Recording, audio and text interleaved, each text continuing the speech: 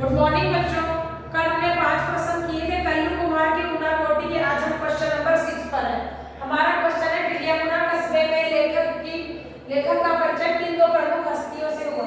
तो बच्चों, टिलियामुना कस्बे में लेखक का परिचय मंजू ऋषिदास से और हेमंत कुमार जमातिया से हुआ।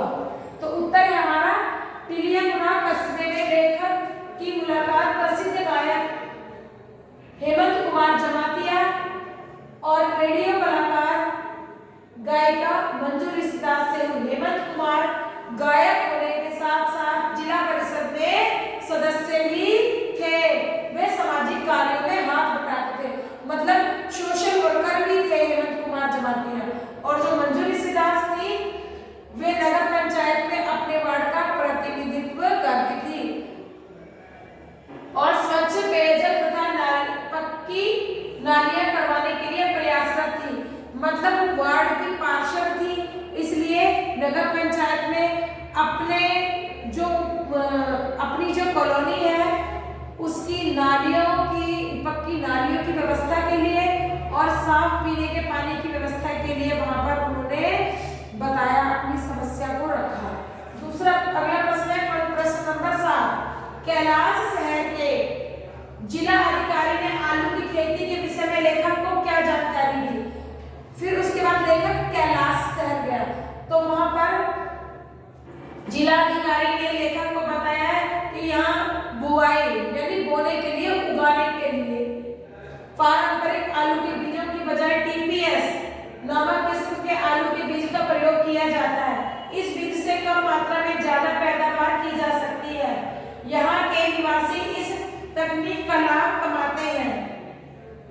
मतलब इस आंसर में ये बताया गया है कि जो कैलाश शहर है, वहाँ के जो किसान हैं वो टीपीएस नाम के आलू के बीज का इस्तेमाल करते हैं। आलू उगाने के लिए वो ज्यादा फायदेमंद होता है। थोड़े से आलू के बीजों से बहुत सारे आलू निकलते हैं और वो पुराने तरीका है जो आलू उगाने का, उसको वो अब इस्तेमाल नहीं करते हैं। अगला प्रश्न हमारा त्रिपुरा के घरेलू उद्योग धंधों पर प्रकाश डालते हुए अपनी जानकारी में कुछ अन्य पहलू उद्योग के विकास में बताइए। 7 प्रश्न हमारे हो गए। 8वां प्रश्न है हमारा त्रिपुरा के घरेलू उद्योग धंधों पर प्रकाश डालते हुए अपनी जानकारी के कुछ अन्य घरेलू विषय में बताइए। बच्चों, टिलियामुना जो त्रिपुरा राज्य है, वहां पर बांस के द्वारा पतली पतली सीखें तैयार की जाती हैं। जैसे अगरबत्ती बनती है ना, अगरबत्ती के अंदर लगी होती है लकड़ी, वो बांस की सीखें होती हैं। तो पतली पतली सीखें तैयार की जाती है। इन सीखों को अगरबत्ती बनाने के लिए प्रयोग किया जाता है। त्रिपुरा के कुछ अन्य घरेलू उद्योग है। त्रिपुरा में और भी घरेलू उद्योग होते हैं जो घर से काम किया जाता है, घर से सामान बनाकर जो बेचा जाता है।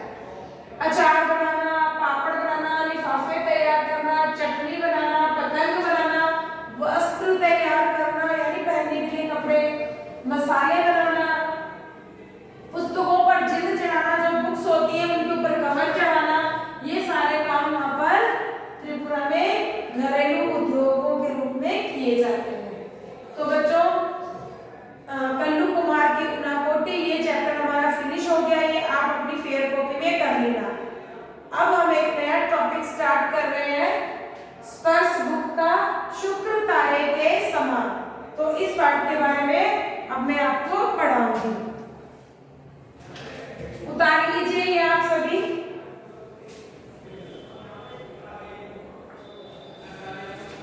यस बच्चों, शुक्र तारे के समान, इसका मतलब है शुक्र तारा जो आसमान में हमें बहुत सारे तारे दिखाई देते हैं, उनमें से एक शुक्र तारा भी होता है जो बहुत अधिक चमकीला होता है। ये तारा जो है, या तो जब रात होने वाली होती है, अंधेरा हो जाता है, मतलब अभी रात हुई नहीं होती और दिन डूब रहा होता है, अंधेरा धीरे धीरे हो रहा होता है, तो सबसे पहले शुक्र तारा ही चमकता हुआ आसमान में हमें नजर आता है। दूसरी, जब सुबह हो रही होती है, पूरी रात बीत जाती है और जब सुबह होती है तो एकदम सुबह जब अंधेरा हुआ रहता तब भी यह तारा हमें नजर आता है। तो इसमें इस पाठ में शुक्र तारे के समान मतलब शुक्र तारे के जैसा, इस पाठ में शुक्र तारे के जैसा किसी व्यक्ति को बताया गया है कि जैसे आसमान में जब रात होती है तो सबसे पहले शुक्र तारा ही चमकता हुआ दिखाई देता है, और जब सुबह होती है तो सबसे पहले शुक्र तारा ही दिखाई देता है, बाकी सारे तारे जब गायब हो जाते हैं। तो उसी तरह गांधी जी के सहयोगी थे महादेव भाई देसाई, वे भी इस धरती पर हमारे देश में शुक्र तारे की तरह ही चमकते थे, अर्थात उनको सब लोग जानते थे, सम्मान करते थे। स्वामी आनंद ने प्रस्तुत पाठ में बताया है कि कोई भी महान व्यक्ति अपने महान उद्देश्य में तभी सफल हो पाता है जब उसके सहयोगी उसकी सभी चिंताओं और उलझनों को अपने सिर ले लेते हैं। मतलब जो कोई व्यक्ति अगर वो जब महान बन पाता है, जब उसके साथ वाले लोग हैं वो पूरी तरह उसकी हेल्प करते हैं। गांधी जी के निजी सचिव महादेव भाई देसाई और प्यारेलाल जी जो ऐसे ही व्यक्ति थे। लेखक ने इस पाठ में महादेव जी की बेजोड़ प्रतिभा और व्यस्तता दिनचर्या पर प्रकाश डाला है। उन्होंने अपने इस रेखा चित्र में महादेव जी भाई के व्यक्तित्व, ऊर्जा, लगन, सरलता, सज्जनता, निष्ठा और गांधी जी के प्रति समर्पण भाव को पूरी तरह ईमानदारी से प्रस्तुत किया है। बच्चों, अब हम महादेव भाई देसाई के बारे में जानेंगे। महादेव भाई देसाई जो थे उनकी तुलना शुक्र तारे से की जा रही है। पहले उसके बारे में जानेंगे। तुलना करना यानी कंपैरिजन करना। लेखक के अनुसार आकाश में शुक्र तारे का कोई जोड़ नहीं मतलब बराबरी नहीं।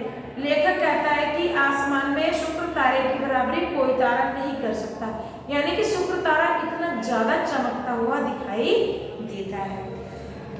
शुक्र चंद्र का साथी माना गया। शुक्र तारे को चांद का साथी माना गया, यानी कि चांद जब निकलता है शाम होते ही दिखाई देता है और दिन निकलने के बाद भी नजर आता है, तो उसका साथी शुक्र तारे को माना गया। उसकी आभा प्रभा का वर्णन अनेक कवियों ने किया है। चांद की आभा यानी चांद की चमक, उसकी रोशनी का वर्णन बहुत सारे कवियों ने किया है। लेकिन नक्षत्र मंडल में इस तारे को दुनिया या तो संध्या समय या बहुत सवेरे केवल घंटे 2 घंटे के लिए देखती है। इसमें राइटर कहता है शुक्र तारे को या तो बिल्कुल शाम के समय घंटे 2 घंटे के लिए देख पाते हैं, 1 घंटे 2 घंटे के लिए, या फिर बिल्कुल सुबह सुबह को नजर आता है, या बिल्कुल शाम को नजर आता है, या बिल्कुल सुबह नजर आता है। इस प्रकार महादेव जी भाई आधुनिक भारत में उसी प्रकार महादेव जी देसाई है जो हमारे आधुनिक भारत में यानी आजाद होने के बाद हमारे भारत की स्वतंत्रता के उषा काल में अपने वैसी ही आभा से हमारे आकाश को जगमगाकर देश दुनिया को मुग्ध करके शुक्र तारे के समान अचानक ही अस्त हो गए। मतलब महादेव भाई देसाई भी शुक्र तारे के समान आजादी के टाइम पर नजर आए, और जैसे शुक्र तारा अचानक गायब हो जाता है, ऐसे महादेव भाई देसाई भी अचानक ही एक दिन इस दुनिया को छोड़कर चले गए। गांधी जी के वारिस। गांधी जी इनको अपना वारिस मानते थे। महादेव भाई गांधी जी के मंत्री थे। मित्रों के बीच में अपना परिचय गांधी जी के हमाल तथा उनके पीर बावर्ची भिस्ती खार के रूप में देते थे। मतलब गांधी जी के जो मंत्री थे महादेव भाई देसाई, लोगों के बीच में जब वो अपना इंट्रोडक्शन देते थे, वो कहते थे मैं तो एक मामूली इंसान हूँ, मैं तो गांधी जी का एक बावर्ची हूँ, मैं पानी भरने वाला भिश्ती हूँ। इसलिए वो अपने आप को बड़े ही मामूली शब्दों से इंट्रोडक्शन करते थे। सन 1919 में जलियांवाला बाग के हत्याकांड के दिनों में पंजाब जाते हुए गांधी जी को पलवल स्टेशन पर गिरफ्तार कर लिया गया। जब जलियांवाला बाग में लोगों की हत्याएं की गई थी, उस समय गांधी जी को पलवल रेलवे स्टेशन पर गिरफ्तार कर लिया गया था। तो उसी समय महादेव भाई को गांधी जी ने कहा तुम मेरे वारिस हो और मेरा बाकी सारा काम तुम संभालोगे। गांधी जी के दैनिक साप्ताहिक पत्रों का लेख। गांधी जी दैनिक, दैनिक यानी जो रोज होता है, और साप्ताहिक यानी जो वीकली, हफ्ते में एक बार होता है। तो गांधी जी जो थे कुछ अखबारों में लिखा भी करते थे। अंग्रेजी सरकार के जुर्म और अत्याचार संबंधी लेख मुख्यतः लाहौर के अंग्रेजी दैनिक ट्रिब्यून और राष्ट्रीय अंग्रेजी दैनिक बॉम्बे क्रॉनिकल में गांधी जी द्वारा लिखे जाते थे। बच्चों, दैनिक यानी रोज, दो अखबारों के बारे में बताया। एक जो बॉम्बे से निकलता था अखबार, उसमें गांधी जी लिखा करते थे, उस अखबार का नाम था बॉम्बे क्रॉनिकल। और एक जो अखबार था वो लाहौर से निकलता था, रोज डेली छपता था, यानी उस अखबार का नाम था ट्रिब्यून, दैनिक ट्रिब्यून। इस दोनों में गांधी जी लिखा करते थे।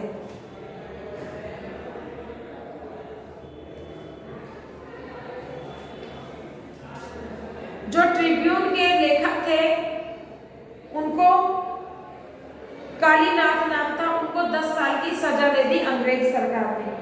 क्यों दे दी? उन्होंने अंग्रेजों के खिलाफ कुछ लिखा हुआ अखबार में, इसलिए अंग्रेजों ने उनको 10 साल की सजा दे दी। बाद में क्रॉनिकल के निर्भीक अंग्रेज संपादक हार्नीमैन को अंग्रेजी सरकार ने देश निकाले की सजा देकर इंग्लैंड भेज दिया। और जो बॉम्बे क्रॉनिकल नाम से अखबार निकलता था, उसमें एक अंग्रेज लिखा करता था, उनका नाम था हार्नीमैन। तो अंग्रेज सरकार को उसके हार्नीमैन के ऊपर भी क्रोध आया और उसको देश निकाला देकर वापिस इंग्लैंड भेज दिया। बम्बई के से उसी समय यंग इंडिया अंग्रेजी साप्ताहिक भी निकलता था। बॉम्बे में एक और वीकली निकलने वाला अखबार था यंग इंडिया, जिसमें हार्नीमैन की मुख्य रूप से लिखते थे। अब यंग इंडिया में भी हार्नीमैन लिखते थे, बॉम्बे ट्रिब्यून में भी लिखते थे। अब हार्नीमैन को तो इंग्लैंड वापस भेज दिया गया। अब इस अखबार में अंग्रेजी में लिखने वाला कोई नहीं था, तो फिर गांधी जी को राजी किया गया बॉम्बे ट्रिब्यून में लिखने के लिए भी और यंग इंडिया दोनों में लिखने के लिए। तब गांधी जी ने मुंबई के 3 बड़े नेताओं शंकरलाल बैंकर, उमर सोबानी तथा जमनादास द्वारकादास के निवेदन पर यंग इंडिया के संपादन का उत्तरदायित्व संभाला। मतलब उनके साथ के जो और नेता थे उन्होंने गांधी जी से रिक्वेस्ट करी, तो गांधी जी एडिटर बन गए यंग इंडिया के। सत्याग्रह आंदोलन के कारण गांधी जी का काम इतना बढ़ गया था कि सप्ताह पत्र कम पढ़ने लगे। जब गांधी जी का सत्याग्रह आंदोलन चल रहा था तो हफ्ते में एक बार निकलने वाले अखबार में जो वो लिखते थे तो उसके लिए स्पेस नहीं बचता था। तो गांधी जी ने इस यंग इंडिया अखबार को हफ्ते में 2 बार निकालने के बारे में सोचा। तो इस प्रकार यंग इंडिया हफ्ते में 2 बार निकाला जाने लगा।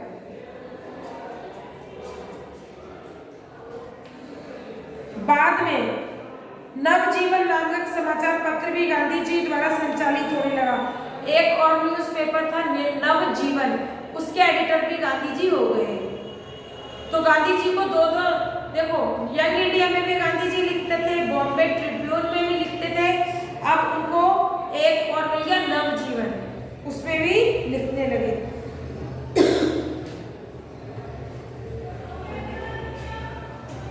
इन दोनों समाचार पत्रों में लेख एवं टिप्पणियां देखने का कार्य महादेव भाई देसाई का था। मतलब बॉम्बे ट्रिब्यून और यंग इंडिया, नवजीवन, ये सारे जो अखबार थे गांधी जी ने महादेव भाई देसाई को इसकी देखरेख का काम सौंपा, क्योंकि गांधी जी बहुत ज्यादा बिजी रहने लगे, उनके पास और भी बहुत सारे काम थे। इन पत्रों में महादेव भाई लेखन के अलावा गांधी जी के कार्यकालों का विवरण भी प्रस्तुत करते थे। महादेव भाई देसाई गांधी जी क्या करने वाले हैं, क्या कर रहे हैं, ये सब बातें भी उस अखबार में छापने लगे। महादेव के जीवन पर गांधी जी का प्रभाव, महादेव भाई की जिंदगी पर गांधी जी का फर्क पड़ा, क्योंकि गांधी जी हर काम के लिए समय निकालते थे, चाहे दिन रात एक करना पड़े, गांधी जी अपना कोई भी काम अधूरा नहीं छोड़ते थे। इस प्रकार महादेव भाई के देसाई भी अपना कोई काम अधूरा नहीं छोड़ते थे। गांधी जी के पास जो भी लेटर आते थे देश के अलग अलग हिस्सों से और कुछ अंग्रेज अंग्रेजों के भी आते थे। महादेव भाई को सारे पढ़ते थे और गांधी जी के कहे अनुसार वो अपनी सुंदर सुंदर राइटिंग में लिखकर उनको पोस्ट किया करते थे। और गांधी जी से जो मिलने लोग आते थे तो पहले वो महादेव भाई देसाई से मिलते थे। महादेव भाई देसाई से जब वो मिलते थे तो महादेव भाई देसाई क्या करते थे, जो मिलने लोग आ रहे हैं उनकी सारी बातों को वेरी शॉर्ट में लिख लेते थे। जब वो बातें वेरी शॉर्ट में लिख लेते थे तब ले जाके गांधी जी को सुना देते थे और आए हुए लोगों से भी मिलवा देते थे। महादेव भाई देसाई की राइटिंग बहुत सुंदर थी। वो मोतियों जैसे अक्षर लिखते थे और हिंदी में जितने भी पंक्चुएशन है, पूर्ण विराम, अर्ध विराम, अल्प विराम, ये सारे चिन्हों का बड़ी बखूबी प्रयोग करते थे। एक बार प्रिंटेड जो कॉपी होती है उसमें गलती हो सकती है, परंतु महादेव भाई की राइटिंग में कोई गलती नहीं होती थी। इसी प्रकार एक दिन अचानक महादेव भाई देसाई का निधन हो गया। जीवन लक्ष्य को साधते तथा व्यस्त जीवन के कठिन रास्तों पर चलते चलते महादेव की अचानक मृत्यु होना सभी के लिए एक असहनीय दर्द था। मतलब इसी तरह वो बिजी शेड्यूल था उनका, वो अपनी सेहत का ख्याल नहीं रख पाए और इसी थकान कमजोरी की वजह से एक दिन उनकी मृत्यु हो गई।